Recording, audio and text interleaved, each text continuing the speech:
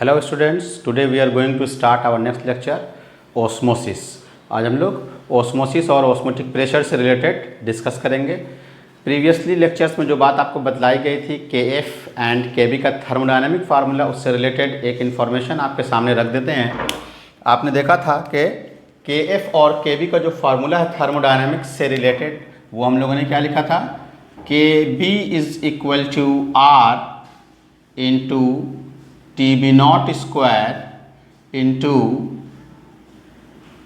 m1 divided by 1000 into L, boiling है इसलिए latent heat of vaporisation.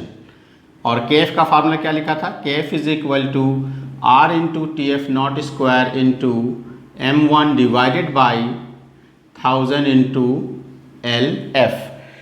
अब ये जो दोनों फार्मूला आपके सामने लिखा गया और लास्टली आपको हमने एक डाटा दिखलाया था, वो डाटा अभी भी आप देख रहे होंगे अपने स्क्रीन पर। आप देखिए यहाँ के बी या के एफ इन्वर्सली प्रोपोर्शनल है लैटेंट हीट के। इसका मतलब के बी अगर लैटेंट हीट के इन्वर्सली प्रोपोर्शनल है तो जिसका लैटेंट हीट ज़्यादा होगा उसका के बी कम होगा। तो आप गौर करेंगे, जो डाटा आपके सामने मौजूद है उस डाटा में आप देखेंगे कि मोस्ट ऑफ द केसेस में के बी का वैल्यू अपने करस्पॉन्डिंग के एफ से स्मॉलर है। डाटा में आप देख रहे होंगे, जैसे फॉर वाटर का आप देख रहे होंगे कि 0.52 है के बी का वैल्यू, जबकि वाटर के लिए के एफ का वैल्यू 1.86 है। मोस्ट ऑफ द सॉल्वेंट के लिए के बी स्मॉलर होता है और उसका करस्पॉन्डिंग के एफ ज़्यादा होता है। लेकिन आप गौर करें, जो आप रेड डॉट से उसमें देख रहे होंगे डाई इथाइल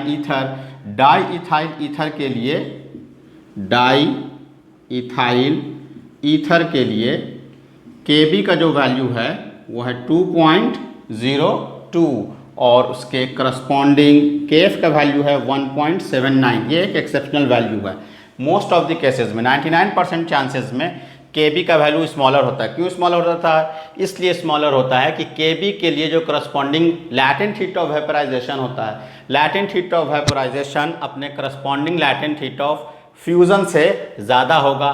तो जिसका वैल्यू ग्रेटर है उसका के बी, चूँकि इन्वर्सली प्रोपोर्शनल आप देख रहे हैं, इसलिए एल वी के ज़्यादा होने की वजह से के बी अपने करस्पॉन्डिंग वैल्यू में छोटा हो जाता है।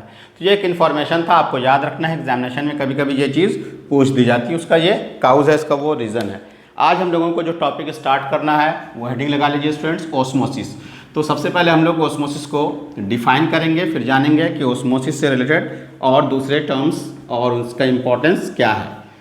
तो ओस्मोसिस को सबसे पहले हम लोग डिफाइन करते हैं कि ओस्मोसिस क्या है। देखिए, इसको डिफाइन कर लिया जाए। Osmosis is a spontaneous process. Osmosis is a spontaneous process in which there is flow of solvent molecules. There is flow of solvent molecules from solution of lower concentration to a solution of higher concentration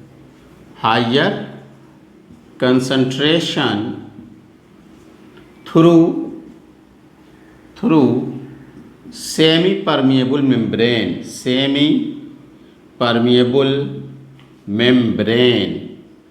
ये इसका एक basic definition है जिसमें कुछ important aspect आए हैं, उसको हम मार्क करते हैं, फिर हम लोग जानने की कोशिश करते हैं इसको कि ये है क्या। फर्स्ट ऑफ ऑल आप देखिए कि ये एक कैसा प्रोसेस है, ये एक स्पॉन्टेनियस प्रोसेस है। सबसे पहला इंफॉर्मेशन जो आपको पता चला ओस्मोसिस से रिगार्डिंग वो क्या है कि ओस्मोसिस एक स्पॉन्टेनियस प्रोसेस होगा, यानी ऐसा प्रोसेस जो अपने आप होगा। उसको कराने के लिए आपको फिजिकल एजेंट देने की कोई ज़रूरत नहीं होगी, वो खुद से स्वयं अपने आप हो जाएगा। दूसरा क्राइटेरिया देखिए, इसमें सिर्फ और सिर्फ क्या होगा, फ्लो ऑफ सॉल्वेंट मॉलिक्यूल्स। इसमें सॉल्यूट का फ्लो नहीं होगा, सिर्फ किसका फ्लो होगा, सॉल्वेंट मॉलिक्यूल्स का होगा। क्या होगा इसमें, फ्लो ऑफ सॉल्वेंट मॉलिक्यूल्स होंगे। दूसरा इंपॉर्टेंट क्राइटेरिया, तीसरा इंपॉर्टेंट क्राइटेरिया देखिए, तीसरा क्राइटेरिया क्या है, किधर से किधर होगा, from solution of lower concentration, from solution of lower concentration, जिसका कंसंट्रेशन लो होगा उस तरफ से फ्लो स्टार्ट होगा, from solution of lower concentration किधर जाएगा, to solution of higher concentration. और एक इंपॉर्टेंट बात इसमें क्या छुपी हुई है, ये जब भी होगा थ्रू सेमी परमिएबल मेम्ब्रेन, इसके लिए ज़रूरी है ये सेमी परमिएबल मेम्ब्रेन से होकर पास करेगा, थ्रू सेमी परमिएबल मेम्ब्रेन। तो ये वो एस्पेक्ट हैं, वो नेसेसिटीज़ हैं जिनके लिए ओस्मोसिस का होना ज़रूरी है। तो ओस्मोसिस तभी होगा जब ये कंडीशंस क्या होंगे, फुलफिल होंगे। आप इनको कंडीशंस ऑफ ओस्मोसिस भी कह सकते हैं। अब ओस्मोसिस के काउज को हम लोग जानने की कोशिश करते हैं कि ओस्मोसिस का कारण क्या है, वो क्यों ऐसा प्रोसीजर शो करता है। उसके लिए हम लोग एक डायग्राम यहाँ पास बनाए हुए हैं और एक ऐसे रफली डायग्राम से भी आपको समझाते हैं। देखिए, सपोज कर लीजिए कि ये दो अलग अलग कंटेनर जिसमें हमने सेमी परमिएबल मेम्ब्रेन से उसको सेपरेट कर दिया है, एक तरफ सॉल्वेंट मॉलिक्यूल्स है और दूसरी तरफ सॉल्यूशन है, दूसरी तरफ सॉल्यूशन है। इसको सेमी परमिएबल मेम्ब्रेन से हमने सेपरेट कर दिया। अब जानिए पहले कि सेमी परमिएबल मेम्ब्रेन क्या होता है। सेमी परमिएबल मेम्ब्रेन एक ऐसा मेम्ब्रेन है, एक ऐसा पोरस सब्सटेंस है जो बिल्कुल जैसे चाय की छन्नी होती है उस तरह का फंक्शन परफॉर्म करता है, जिसमें आप जब उससे चाय छानते हैं तो लिक्विड पार्ट नीचे चला जाता है और जो सॉल्यूट पार्टिकल्स हैं जिनका पार्टिकल साइज बड़ा है वो रुक जाता है। तो सेमी परमिएबल मेम्ब्रेन एक ऐसा मेम्ब्रेन होता है जो कुछ मॉलिक्यूल्स को, कुछ पार्टिकल्स को पास करता है, यानी जो छोटे होंगे तो छोटा पार्टिकल सॉल्वेंट का होता है वो उसको क्या करता है, अलाउ कर देता है, परमिशन दे देता है जाने के लिए। और जो लार्जर पार्टिकल साइज होते हैं यानी सॉल्यूट के पार्टिकल साइज जो बड़े हैं उनको वो रोक देता है, उनको प्रोहिबिट कर देता है।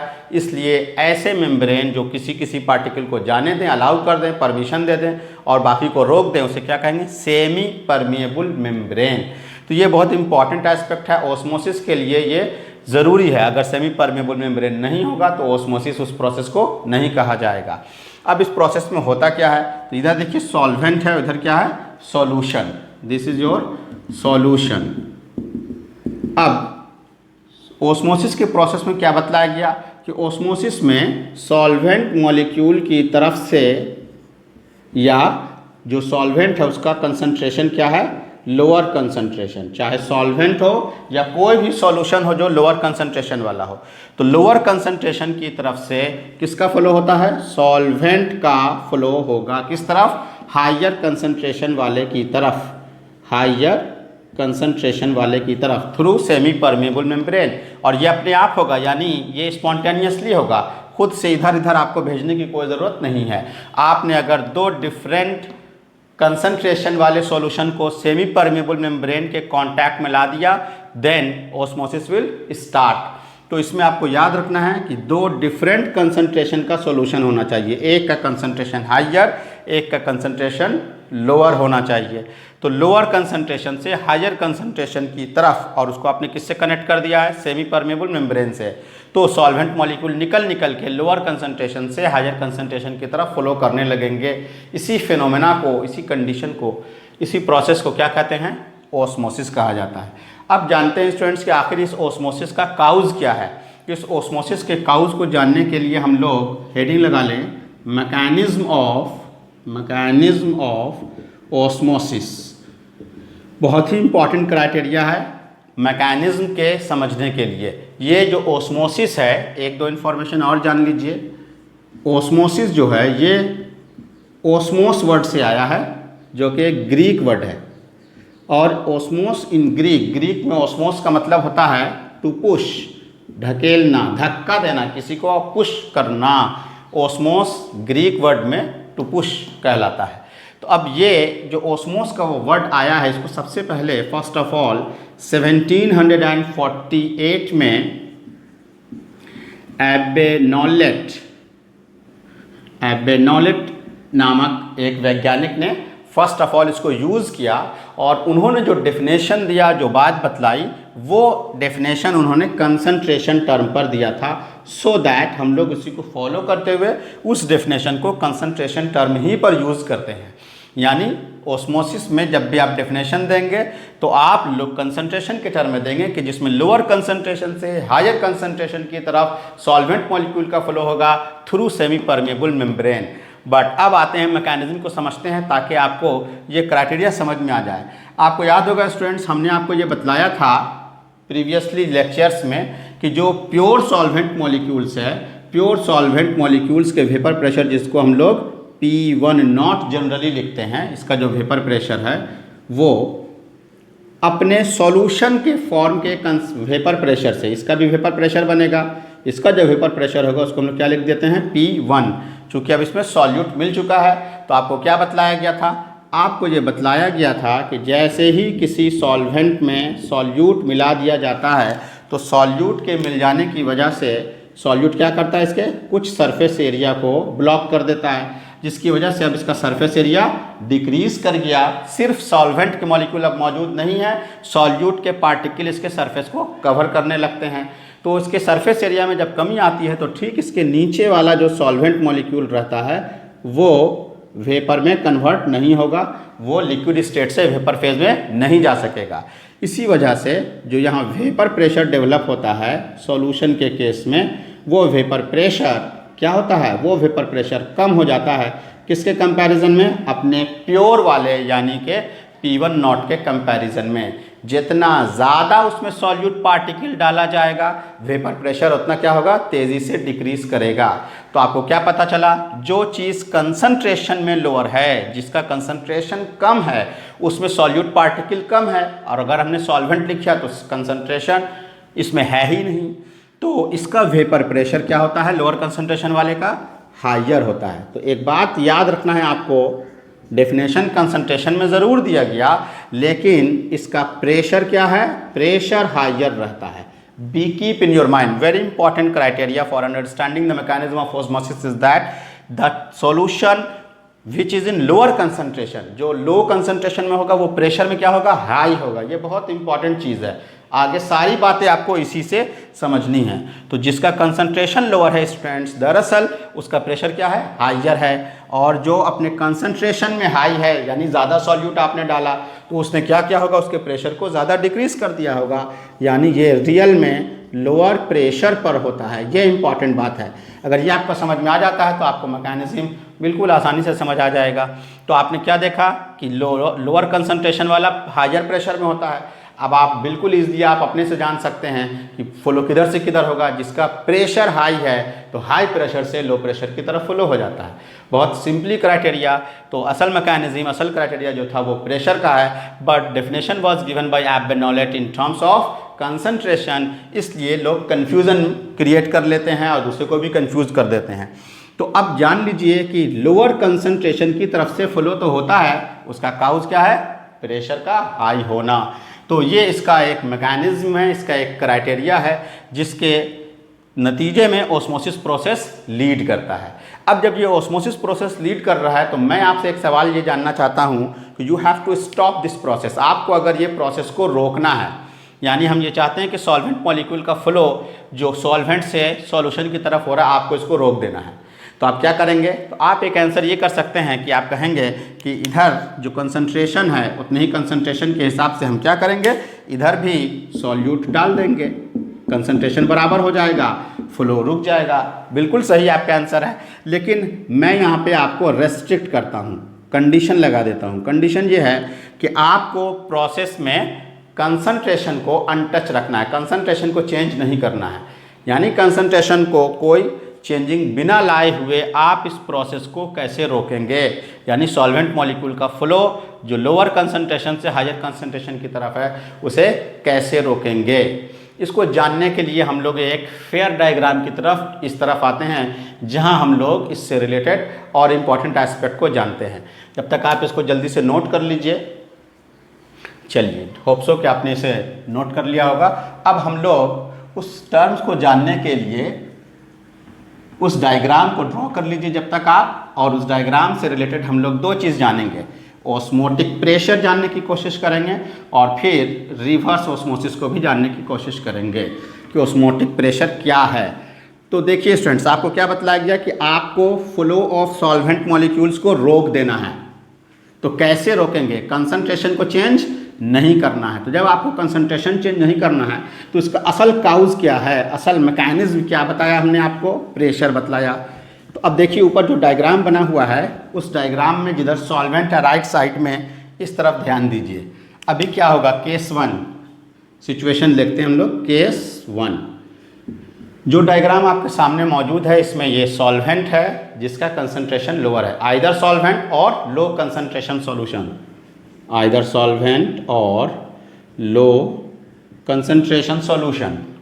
और ये सॉल्यूशन जो है ये हायर कंसंट्रेशन पर है। क्लियर है?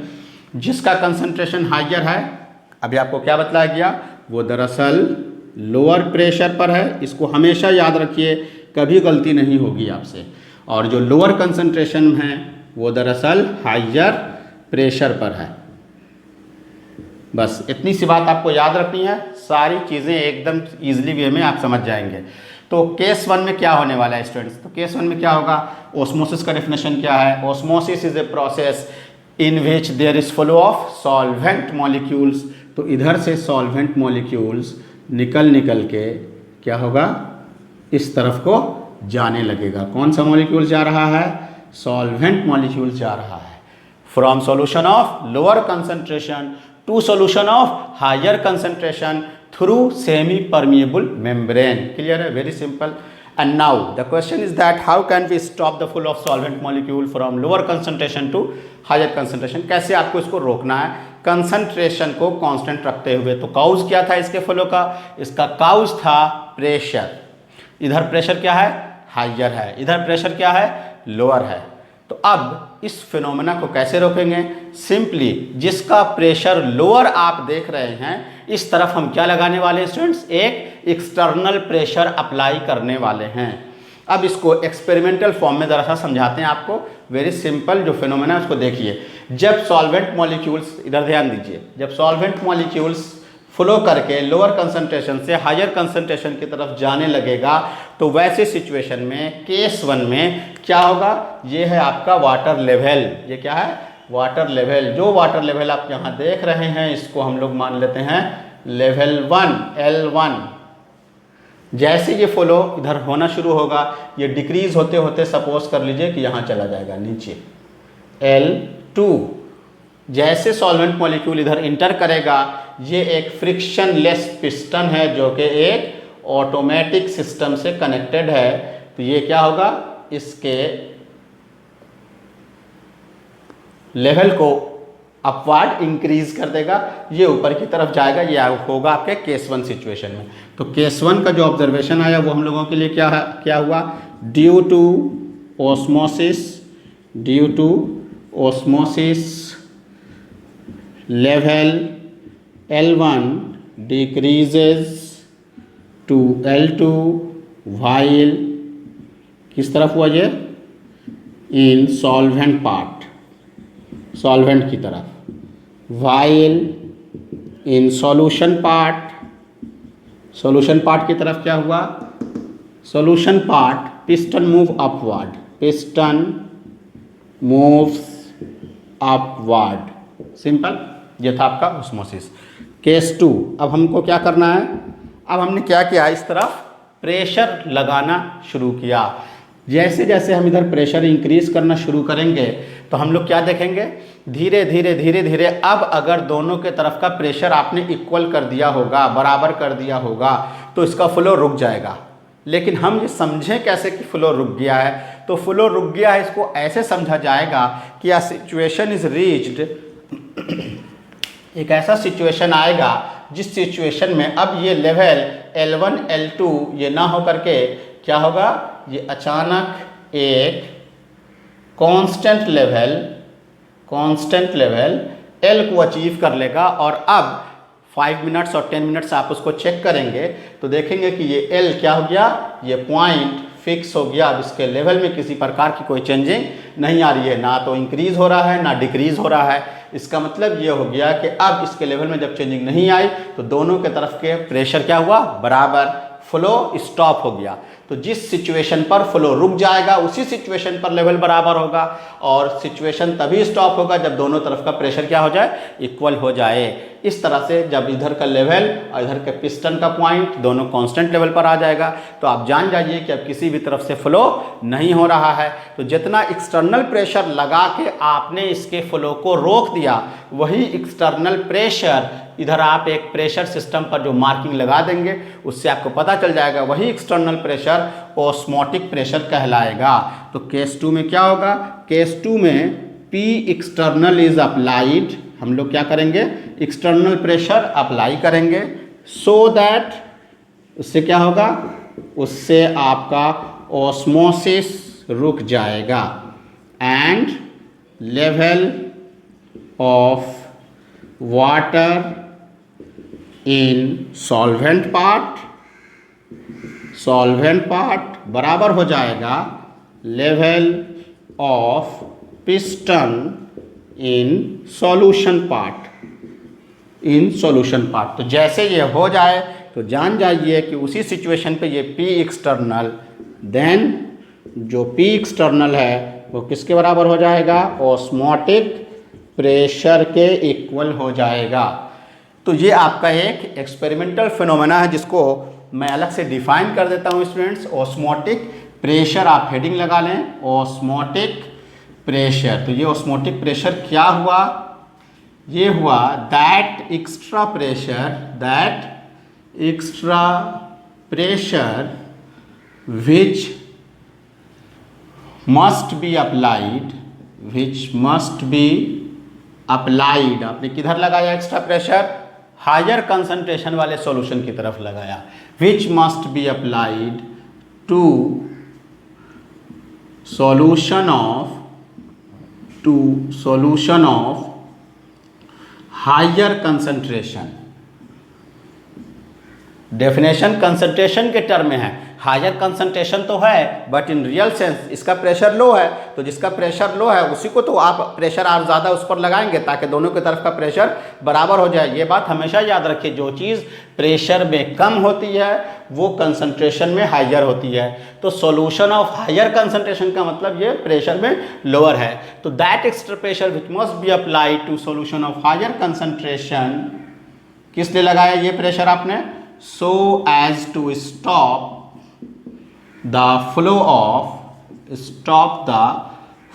of किसके फ्लो को रोकने के लिए, फ्लो ऑफ सॉल्वेंट मॉलिक्यूल के फ्लो को रोक देने के लिए। किधर से किधर, from solution of lower concentration to higher concentration, या इसको आप एक वर्ड में बोल सकते हैं, so as to stop osmosis, that's it, वो कंप्लीट हो जाएगा। ये सारे फिनोमेना किसके थ्रू होते हैं, थ्रू सेमी परमिएबल मेम्ब्रेन। तो this is the basic definition of osmotic pressure. Osmotic pressure को हम लोग जनरली पाई से डिनोट करते हैं, it is generally denoted by pi. कोई ज़रूर नहीं कि आप किससे डिनोट कर रहे हैं, एक टर्म लिया गया पाई, उसका एक छोटा सा कॉज भी बतलाया जाता है, उसको आप ऐसे सपोज कर लीजिए, अगर सिर्फ एक सॉल्यूशन है कोई और उस सॉल्यूशन को हमने क्या किया, एक कंटेनर में क्लोज कर दिया। तो जब किसी सॉल्यूशन को आप कंटेनर में क्लोज कर देंगे तो इसका अपना एक वेपर प्रेशर डेवलप होगा। क्या डेवलप होगा, वेपर प्रेशर, जिसको हम लोग क्या कहते हैं, P1 जो कह लीजिए आप। प्योर के लिए क्या लगा दिया आपने, नॉट। अगर कोई सॉल्यूशन अकेले इटसेल्फ है, इसका कंसंट्रेशन कुछ भी हो, लोअर हायर से कोई मतलब नहीं है, क्योंकि इसके रिस्पेक्ट में, इसके रिलेटिव टर्मिनोलॉजी में कोई दूसरा सॉल्यूशन कांटेक्ट में है ही नहीं, तो अब आप इसको लो कंसंट्रेशन हाई कंसंट्रेशन कुछ नहीं कह सकते हैं। तो याद रखिए, ऑस्मोसिस का क्राइटेरिया तभी मुमकिन हो सकेगा जब दो सॉल्यूशन हो, सॉल्यूशन 1 सॉल्यूशन 2, और उन दोनों का कंसंट्रेशन डिफरेंट हो। याद रहे, अगर कोई एक ही सॉल्यूशन है तो उसका जो वेपर प्रेशर डेवलप होगा, उसका जो प्रेशर होगा, उसको आप वेपर प्रेशर कहेंगे। लेकिन ओस्मोसिस जो रहेगा, और ओस्मोसिस को होने के लिए दो डिफरेंट कंसंट्रेशन के सॉल्यूशन का होना और फिर उन दोनों का सेमी परमिएबल मेम्ब्रेन के थ्रू कनेक्शन होना ज़रूरी है, तब जो प्रेशर डेवलप होता है उसे हम लोग ओस्मोटिक प्रेशर कहते हैं। Vapour pressure is another thing, ये सिर्फ अकेले सॉल्यूशन के इसमें रहेगा, और osmotic pressure is another thing. Osmotic pressure कब होगा? व्हेनेवर टू और more than two solutions with different concentrations are in contact with semi permeable membrane. याद रहे, इसलिए कंफ्यूजन ना हो, इसलिए उसको डिस्टिंग्विश करने के लिए इसको पाई कर दिया गया और उसको पी ही छोड़ दिया गया। खैर, ये एक अलग बात थी। अब इसके एक मैथमेटिकल फार्मूले को हम लोग डिराइव करते हैं। देखिए, आपको याद होगा फ्रॉम आइडियल गैस इक्वेशन हम लोगों ने क्या पढ़ा है students? P V is equal to N R T. तो P इज इक्वल टू, ये क्या हो जाएगा? N by V R T. N by V क्या है? यहाँ पाई से हम लोग इसको डिनोट करते हैं फॉर ऑस्मोटिक प्रेशर। ये P क्या हो गया? पाई हो गया। N by V number of moles divided by volume, तो ये क्या हो गया? मोलैरिटी। ये क्या हो गया स्टूडेंट्स? याद कीजिए, मोलैरिटी हो गया। चूंकि इसमें सॉल्यूट के मिलाने से इसके प्रेशर में वेरिएशन आया है, इसका कंसंट्रेशन सॉल्यूट की वजह से है, इसलिए इसको हम लोग क्या लिख सकते हैं सॉल्यूट के लिए? N2। और ये क्या है? Volume of solution. ये क्या हो गया? मोलैरिटी ऑफ सॉल्यूशन, सॉल्यूट के लिए। तो मोलैरिटी इनटू आर टी। तो ये एक फार्मूला आपको क्या डेवलप हो गया? Pi is equal to M R T.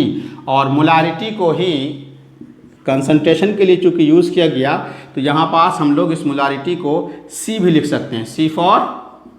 C for concentration. Here C is equal to concentration, जो कि यहाँ कौन रिप्रेजेंट कर रहा है? मोलारिटी रिप्रेजेंट कर रहा है। तो इस तरह से ऑस्मोटिक प्रेशर का आपको एक फार्मूला चलाया। पाई यानी osmotic pressure is equal to concentration, that is molarity. C, R is gas constant. R क्या है? R है आपका गैस कांस्टेंट। T क्या है आपका? Temperature at which the osmotic pressure is to be calculated. And now ये बात जब आपको पता चल गई, आपको मालूम हो गई, तो अब इस ऑस्मोसिस और ऑस्मोटिक से रिलेटेड कुछ इम्पॉर्टेंट एस्पेक्ट आपको बतलाते हैं, जिससे आप डेली लाइफ में इस फिनोमेना को, इस क्राइटेरिया को आइडेंटिफाई कर सकें। तो इसको जल्दी से नोट कर लीजिए स्टूडेंट्स, स्क्रीनशॉट ले लीजिए आप। चलिए, होप सो कि आपने ले लिया होगा। And now come to the another criteria. अब हम लोग जल्दी से ये देख लें कि इस ऑस्मोसिस या ऑस्मोटिक प्रेशर का हमारे डेली लाइफ पर क्या इम्पैक्ट पड़ता है। अब उस तरफ जाने के लिए एक टर्म और आपको हम बता दें, रिवर्स ऑस्मोसिस। क्या है वो? Reverse osmosis. देखिए, इसी फिनोमेना में जो भी आप देख रहे थे उसी को जब समझा जाए पहले। रिवर्स ऑस्मोसिस, आपने अभी क्या देखा? ऑस्मोटिक प्रेशर एक ऐसा प्रेशर है जिसकी वजह से प्रोसेस ऑफ ऑस्मोसिस को, फ्लो ऑफ सॉल्वेंट मॉलिक्यूल को आपने क्या किया? रोक दिया। प्रेशर एक्सटर्नली आपने लगाया, और ऐसा लगाया कि दोनों का प्रेशर क्या हो गया? इक्वल हो गया। इक्वल होने की वजह से वो रुक गया। तो उस प्रेशर का नाम क्या रखा आपने? Osmotic pressure. अब आप इमेजिन कीजिए, अगर हम आपको ये कहें इफ़ जो P एक्सटर्नल है वो P एक्सटर्नल ग्रेटर दैन किसके हो जाए? पाई के। पाई क्या है आपका? ऑस्मोटिक प्रेशर है। ऑस्मोटिक प्रेशर यानी जो आप प्रेशर इधर अप्लाई कर रहे थे वो प्रेशर एक्स्ट्रा लगा दिया, और ज़्यादा लगा दिया, इतना ज़्यादा लगा दिया कि जितने पर ये फ्लो रुकता था उससे भी ज़्यादा। तो अब असल मैकेनिज्म क्या होता है फ्लो का? असल मैकेनिज्म कंसंट्रेशन नहीं है, असल मैकेनिज्म क्या है? प्रेशर है। तो अब आप देखिए, आपका एक्सटर्नल प्रेशर ऑस्मोटिक प्रेशर से भी हाइयर हो गया, पाई से भी बड़ा हो गया। तो अब क्या हुआ? अब इधर का प्रेशर बड़ा हो गया। अब जब इधर का प्रेशर बड़ा होगा students, then what will happen? Imagine कीजिए, सोचिए, अब ये जो फ्लो था, जो पहले इधर हो रहा था उसके बाद रुक गया, अब रिवर्स हो जाएगा कि नहीं? उल्टा बिल्कुल हो जाएगा। तो ये क्राइटेरिया जो फ्लो का आप इधर देख रहे थे, अब ये किधर से किधर होने लगेगा? अब ये ऐसे होने लगेगा। यानी now the flow of solvent molecule, flow तो सॉल्वेंट ही करेगा, फ्लो सॉल्वेंट ही करेगा, बट फ्रॉम अब किधर से किधर करने लगेगा? ये आपका सॉल्यूशन है, सॉल्यूशन कंसंट्रेशन में हायर कंसंट्रेशन में है और प्रेशर में क्या होता है ये लोअर। लेकिन आपने क्या किया, इधर प्रेशर एक्सटर्नली बढ़ाते बढ़ाते इतना बढ़ा दिया कि वो पाई से भी ज़्यादा हो गया, then the direction of flow opposite हो गया। अब सॉल्वेंट मॉलिक्यूल हायर कंसंट्रेशन से लोअर कंसंट्रेशन की तरफ फ्लो करने लगा। तो इसी फिनोमेना को क्या कहते हैं, रिवर्स ऑस्मोसिस। यानी when P external is greater than pi, then the flow of क्या होता है, solvent molecules become from solution of, बोलिए, higher concentration to lower concentration through semi permeable membrane. ये तो सबके लिए नेसेसरी कंडीशन है। तो इसको क्या कहते हैं, रिवर्स ऑस्मोसिस कहते हैं। इसको याद रखेंगे आप। अब जब आपको तीन इंपॉर्टेंट टर्मिनोलॉजी समझ आ गई, ऑस्मोसिस क्या है, ऑस्मोटिक प्रेशर क्या है और रिवर्स ऑस्मोसिस क्या है, तो अब इससे रिलेटेड कुछ इंपॉर्टेंट एस्पेक्ट हम आपके सामने रखते हैं। इसको इरेज कर देते हैं। तो देखिए, ऑस्मोसिस का डेली लाइफ पर्पस में हम लोगों के क्या यूटिलाइजेशन है, हम लोग कैसे उसको देखते हैं। यानी आप हेडिंग लगा लें, ऑस्मोसिस अराउंड अस। तो अब देखिए, ऑस्मोसिस अराउंड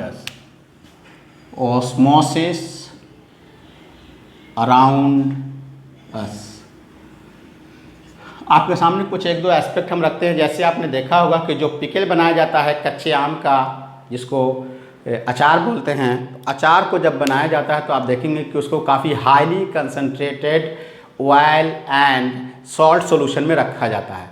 तो अब यहाँ पास दो तीन बात को आप समझ लीजिए। जो सेमी परमेएबल मेम्ब्रेन है उसके एक दो एग्जाम्पल आप नोट कर लीजिए ताकि आपको समझ आ जाए। सेमी परमेएबल मेम्ब्रेन नेचुरल भी होता है और आर्टिफिशियल भी होता है। तो नेचुरल में एनिमल्स पार्चमेंट, जिसको ब्लैडर बोलते हैं, पार्चमेंट और जो ब्लैडर होता है उसका फंक्शन एक सेमी परमेएबल मेम्ब्रेन की तरह होता है। प्लांट जो होते हैं उनके जो सेल वॉल हैं, सेल मेम्ब्रेन हैं, वो भी सेमी परमेएबल मेम्ब्रेन का फंक्शन परफॉर्म करते हैं। ये नेचुरल हैं। और आर्टिफिशियल में सेलोफेन है और कॉपर, हेक्सासाइनोफेरेट, ये एक आर्टिफिशियल और cellophane artificial semi permeable membrane है। ठीक है। तो अब देखिए, हम लोगों ने किसका लिया, हम लोगों ने एग्जाम्पल लिया, सपोज कर लीजिए कि ये आपका एक रॉ मैंगो है, कच्चा आम है। तो अब जब कच्चा आम है तो उसमें क्या मौजूद होगा, सेल वॉल मौजूद होगा, प्लांट ओरिजिन है। तो सेल वॉल किसका फंक्शन परफॉर्म कर रहा है इसमें, ये हो गया उसका सेमी परमेएबल मेम्ब्रेन। और ये है आपका क्या, हाईली कंसंट्रेटेड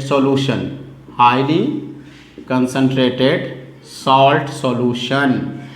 और जो कच्चा आम है इसके अंदर जो आम का फ्लूइड है, वो आम का फ्लूइड इसके कंपैरिजन में इसका कंसंट्रेशन क्या है, इसका कंसंट्रेशन है लो कंसंट्रेशन। अब आप बतलाइए कि क्या होने वाला है। रटना बिल्कुल नहीं है, जो फिनोमेना बताया गया वैसे सोचिए।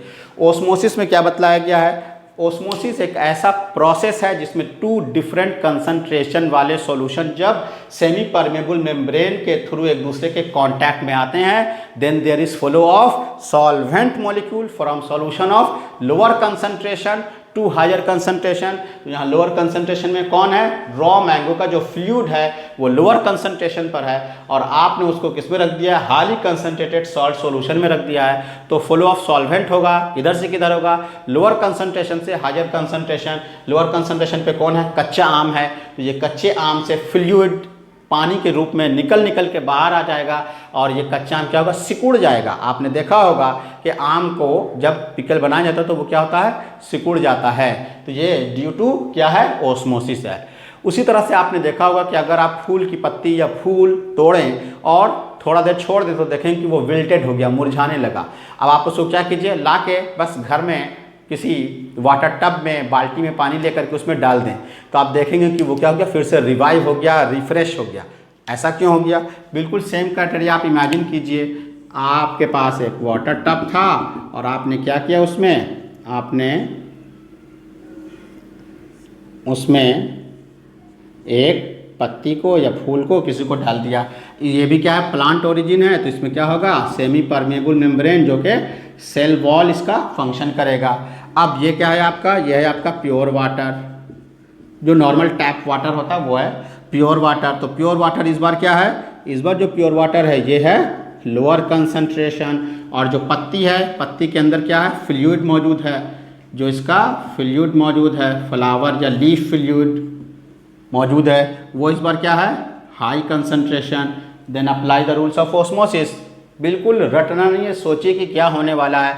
लोअर कंसंट्रेशन से हायर कंसंट्रेशन की तरफ फ्लो होगा। लोअर कंसंट्रेशन पे कौन है, आपका पानी है, तो पानी क्या होगा, इसके अंदर इंटर करने लगेगा, इसके अंदर इंटर करने लगेगा। जब वो इसके अंदर इंटर करेगा तो ये पानी के अंदर जाने की वजह से ये पत्ती क्या होगी, रिफ्रेश हो जाएगी, फूलने लगेगा, फिर से रिवाइव हो जाएगा। तो ये दोनों फिनोमेना किससे रिलेटेड है, ऑस्मोसिस से रिलेटेड है। उसी तरह से और भी बहुत सारे फिनोमेना हैं जो ऑस्मोसिस से रिलेटेड हैं। जैसे कुछ और फिनोमेना देखते हैं। एक फिनोमेना जो बहुत इंपॉर्टेंट एग्जामिनेशन में पूछा जाता है, उसको भी आप समझ लीजिए। उसके लिए आपको एक टर्म याद रखना होगा स्टूडेंट्स, वो है आपका, एक टर्म जान लीजिए, आरबीसी का जो कंसंट्रेशन होता है वो कितना होता है, आरबीसी। इस पर बहुत क्वेश्चन पूछा जाता है और स्टूडेंट्स इसको रटते हैं, रटने की कोई ज़रूरत नहीं है। देखिए आरबीसी का कंसंट्रेशन आप याद रखें 0.9% weight by volume, this is the concentration of your RBC, red blood corpuscles. Then ये आपके आरबीसी का कंसंट्रेशन हो गया। अब आपको हम क्या करेंगे, एक सॉल्यूशन देते हैं और ये सॉल्यूशन का कंसंट्रेशन हम दे देते हैं 1%, ये 0.9% वेट बाय वॉल्यूम किसका, NaCl एक्वा सॉल्यूशन, ये आरबीसी के बराबर होता है। आरबीसी का कंसंट्रेशन बिल्कुल इसी तरह का है। तो अब 1% NaCl सॉल्यूशन हमने आपको दे दिया, क्लियर है। और उसमें क्या किया हमने, उसमें हमने आरबीसी को रख दिया, रेड ब्लड सेल को हमने पुट कर दिया। ये देखिए रेड कलर से ही ड्रॉ कर देते हैं, ये है आपका आरबीसी, ये है आरबीसी। इसका कंसंट्रेशन कितना है, 0.9% वेट बाय वॉल्यूम NaCl। जो सॉल्यूशन आपने यूज़ किया वो क्या है, 1% NaCl सॉल्यूशन, ये 0.9% है। तो कौन अपने कंसंट्रेशन में हायर हुआ, 1% NaCl अपने कंसंट्रेशन में हायर हुआ। तो ये हो गया आपका हाई कंसंट्रेशन और ये हो गया आपका लोअर कंसंट्रेशन। चूँकि ये आरबीसी है तो इस आरबीसी में भी क्या मौजूद है, एक सेमी परमिएबल मेम्ब्रेन मौजूद है। तो अब आप देखिए रूल क्या कहता है, रूल ये कहता है flow of solvent molecule from lower concentration to higher concentration. तो लोअर कंसंट्रेशन पर कौन है, ये आरबीसी। तो ये जो आरबीसी है इसमें से फ्लूइड निकल करके बाहर आ जाएगा। जैसे ये बाहर आ जाएगा वैसे ही ये आरबीसी क्या होने लगेगा, श्रिंक, सिकुड़ जाएगा।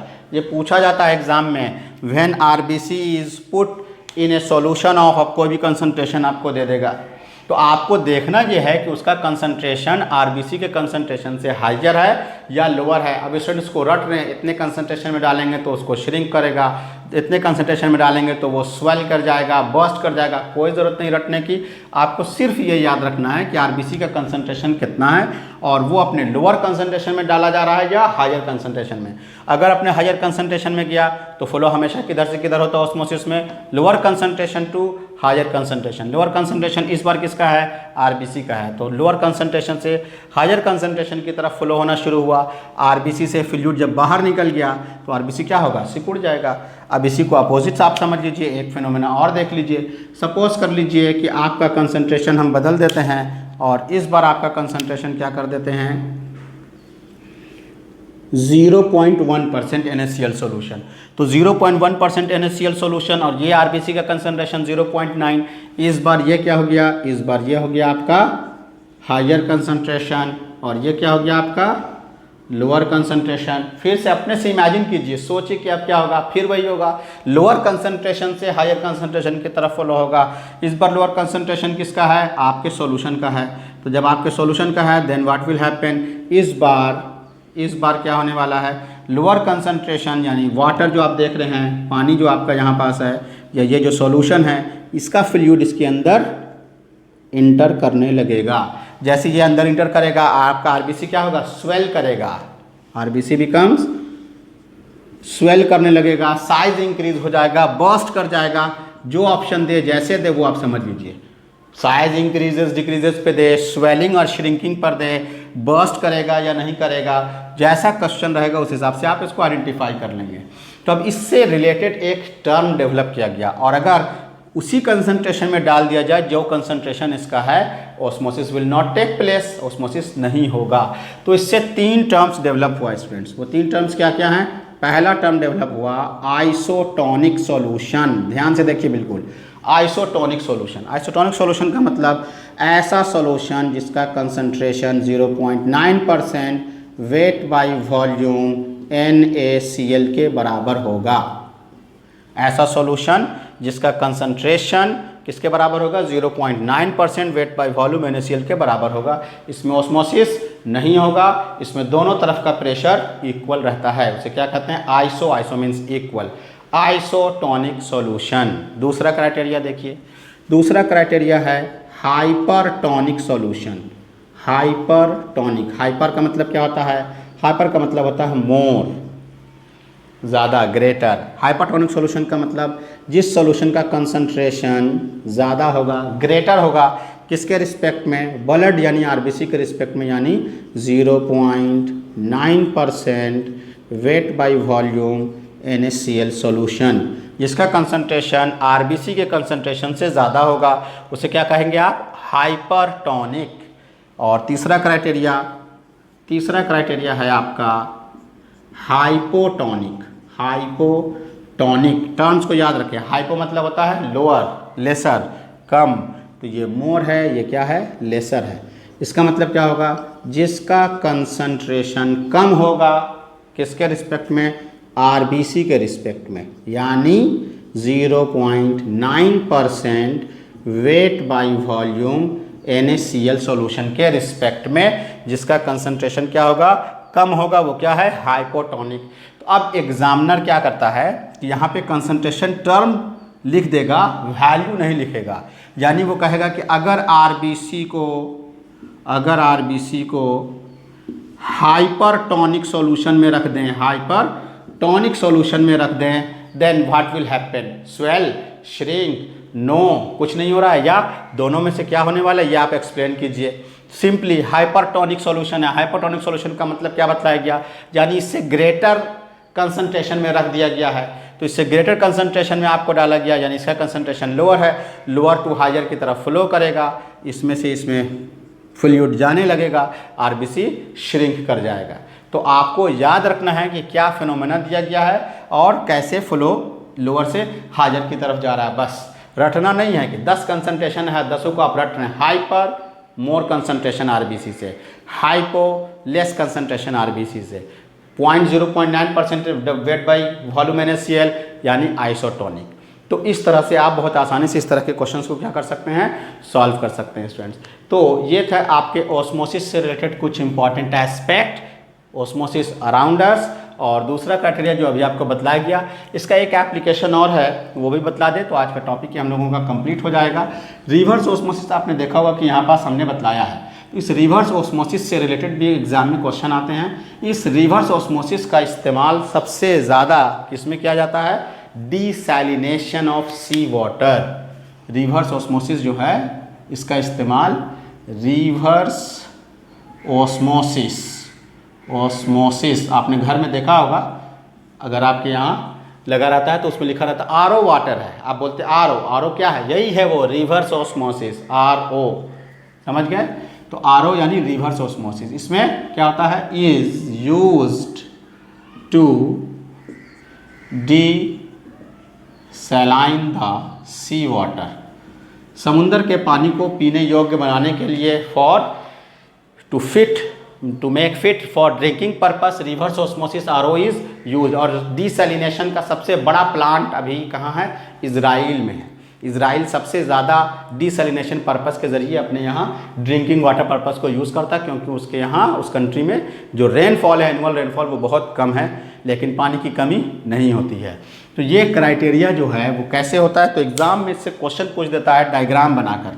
तो वो डायग्राम आप देखिए, यहाँ पे आपको फिगर बना ही हुआ है, बिल्कुल वही फिनोमेना है। इसी फिनोमेना को हम रफली ड्रॉ कर देते हैं। देखिए, ये हो गया आपका सेमी परमेबल मेम्ब्रेन, इधर आपका क्या है? सॉल्वेंट, इधर आपका क्या है? सॉल्यूशन। अब क्या हुआ? अब इस तरफ आपने P एक्सटर्नल प्रेशर अप्लाई किया। प्रेशर जैसे आपने अप्लाई किया, क्या हुआ? सॉल्वेंट मॉलिक्यूल का फ्लो अब इधर से इधर होने लगा। यही आपका क्या है? रिवर्स ऑस्मोसिस है। उसी चीज़ को रफली यहाँ दिखला रहे हैं आपको, फिर उस पर आते हैं। तो अब इधर से इधर क्या होने लगेगा? फ्लो शुरू होने लगेगा। तो ये जो सॉल्यूशन है, इधर ही क्या रखना है आपको? सी वाटर। इधर आपका सी वाटर है और इधर क्या है आपका? इधर है आपका फ्रेश वाटर, सॉल्वेंट, उसके कंपैरिजन में लोअर कंसंट्रेशन। इधर आपका क्या है? Fresh water. अब क्या करेंगे हम लोग? अब यहाँ से एक आउटलेट निकाल लेना है स्टूडेंट्स, और फिर इसको रिजर्वोयर में और बाकी दूसरे क्राइटेरिया में इसको कनेक्ट करके अपना सप्लाई के लिए भेज दिया जाता है।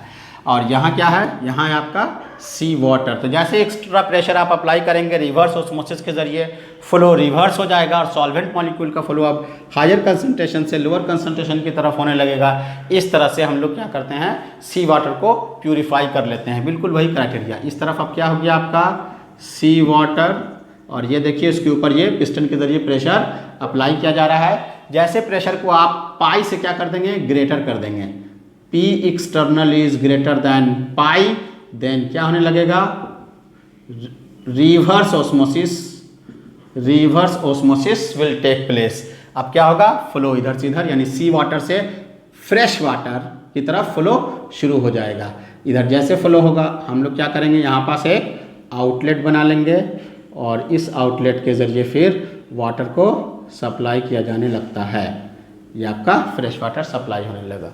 तो रिवर्स ऑस्मोसिस का इस्तेमाल डिसैलिनेशन के पर्पस में किया जाता है। तो एग्जामिनेशन में ये डायग्राम बना के भी क्वेश्चन पूछता है कि नेम द फिनोमेना, तो आप बता देंगे कि ये रिवर्स ऑस्मोसिस है। फिर पूछेगा इसका एप्लीकेशन क्या है, तो आप बतला देंगे to use desalinate the sea water. इस तरह से स्टूडेंट्स हम लोग ऑस्मोसिस और ऑस्मोसिस से रिलेटेड कुछ एस्पेक्ट को देख सके। कुछ और इंपॉर्टेंट क्राइटेरिया ऑस्मोसिस से रिलेटेड नेक्स्ट वीडियो में 1-2 क्राइटेरिया है, उसको एक्सप्लेन करेंगे। जैसे बहुत सारे कन्फ्यूज़न ये क्रिएट हो जाता है कि ऑस्मोसिस में और डिफ्यूज़न में क्या डिफरेंसेस है। एक बेसिक डिफरेंस तो आप जान लीजिए कि इसमें फ्लो जो होगा लोअर कंसंट्रेशन से हायर कंसंट्रेशन की तरफ होगा through semi permeable membrane. Diffusion में किसी सेमी परमेबल मेम्ब्रेन की ज़रूरत नहीं होती है और वहाँ फ्लो हायर कंसंट्रेशन से लोअर कंसंट्रेशन की तरफ होता है।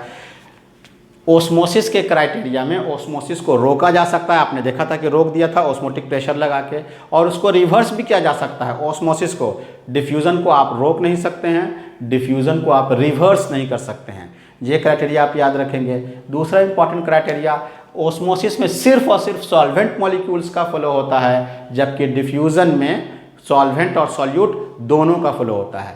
ये इंपॉर्टेंट डिफरेंसेस है जो ओस्मोसिस और डिफ्यूज़न का है। इसको आप रिवाइंड करके बार बार सुन लेंगे और अपने से कॉलम बना के नोट कर लेंगे। तो बाकी नेक्स्ट लेक्चर में हम लोग डिस्कस करेंगे स्टूडेंट्स। एक टॉपिक वांट ऑफ फैक्टर बच गया है। Till then goodbye, keep watching and keep smiling.